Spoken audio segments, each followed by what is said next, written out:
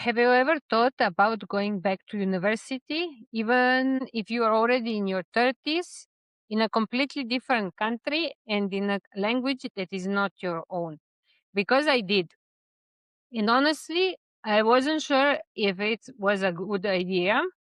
And I thought about this over and over in my head many times before actually doing it. Hi everyone, welcome to my channel about immigrant life. My name is Dunja and I live in Madrid. I originally studied biology in Serbia, where I'm originally from. I did it in my late teens and early 20s. Then I went on to do a PhD in Austria in my late 20s. And at that point, when I finished my PhD, I thought, that's it, I am done. I reached the highest education level. There cannot be more than this. But the life didn't really go the way I expected it.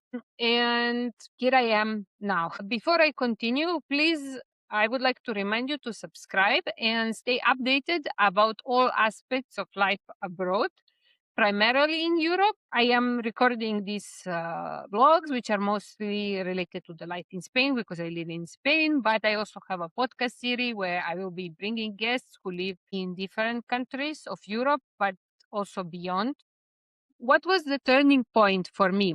During and after my PhD, I moved countries multiple times for studies, for postdoc research. I was living for many years in Austria. I spent a couple of months in Belgium, a couple of months in Hungary, and then I eventually ended up in Spain. I first moved to Sevilla. I spent there around 6 months, and for the last, well, almost 3 years, I've been living in Madrid.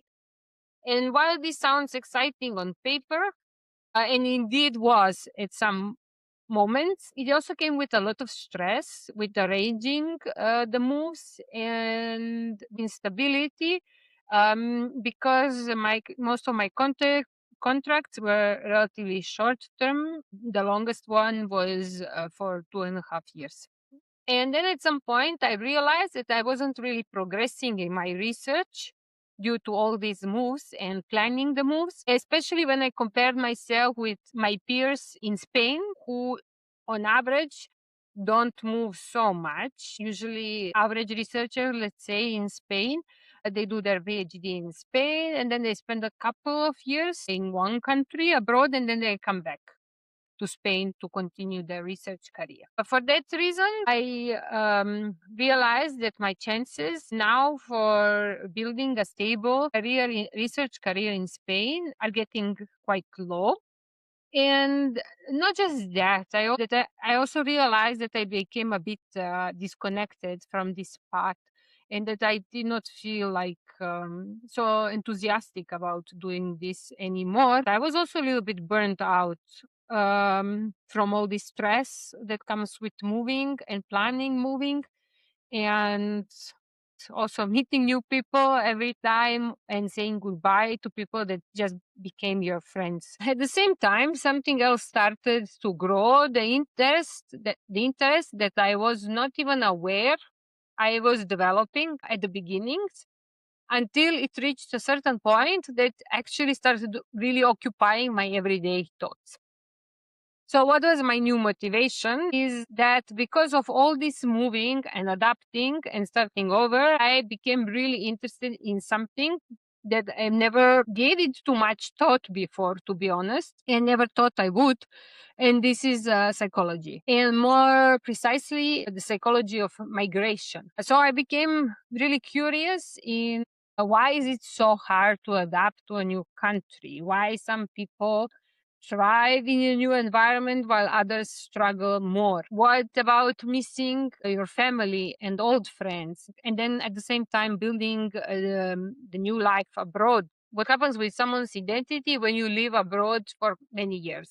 Which kind of customs you adopt, which traditions you embrace, and which one are you sticking to for many years, even after many decades living abroad. And I realized that this became something that I would really genuinely want to understand, not just on personal level to make my journey and my life abroad easier, but also to professionally be able to help other people on their relocation journey and on the process of building a new life.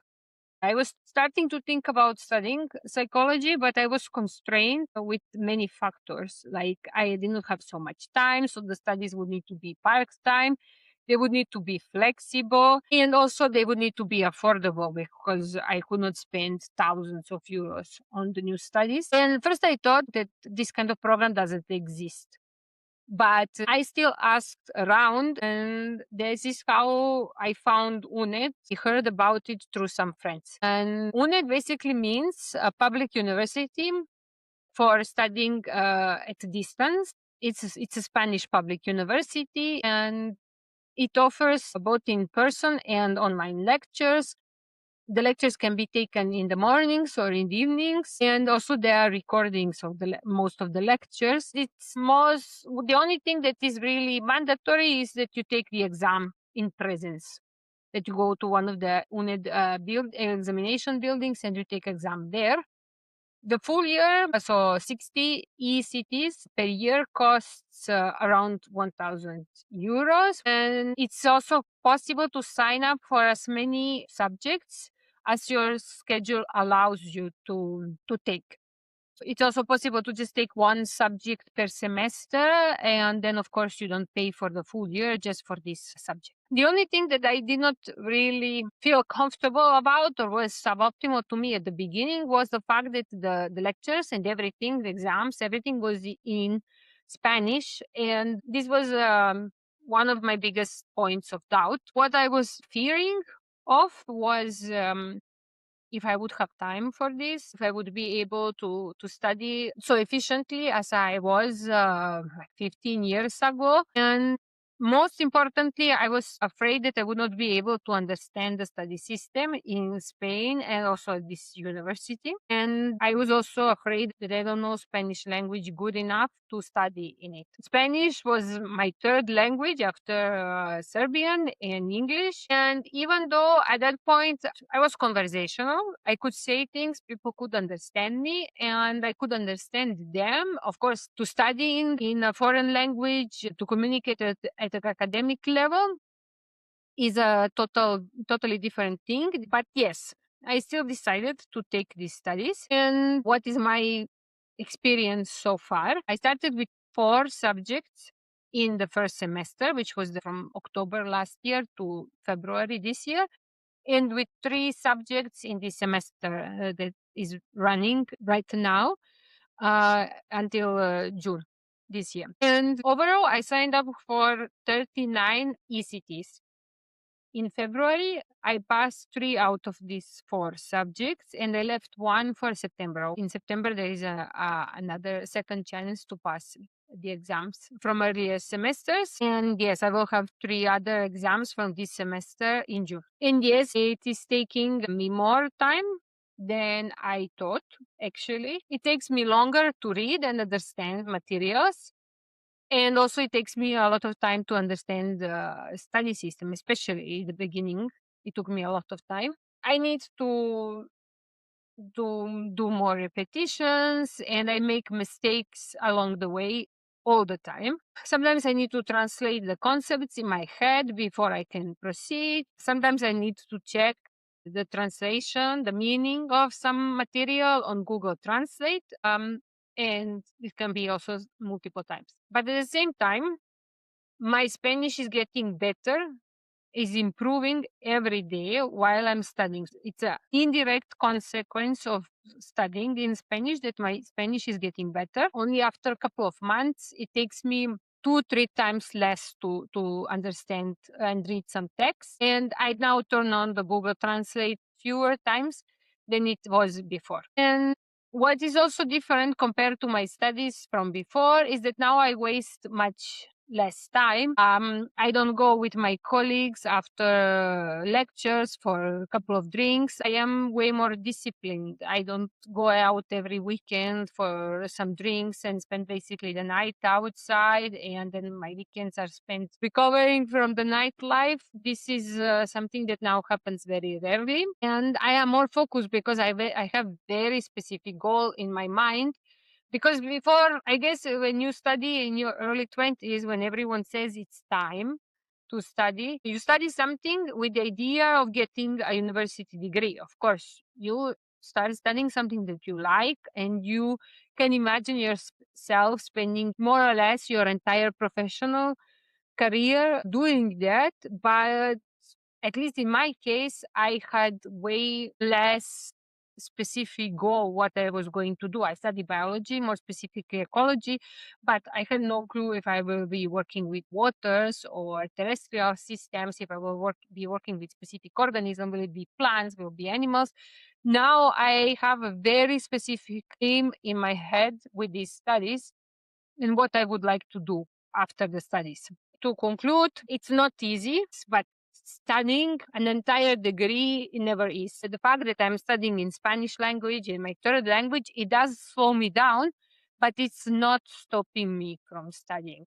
It just takes a bit longer and takes a bit more energy, but it's not necessary to have everything figured out to start. And what is most importantly, it's not too late. And I am sure that it's never too late to start studying.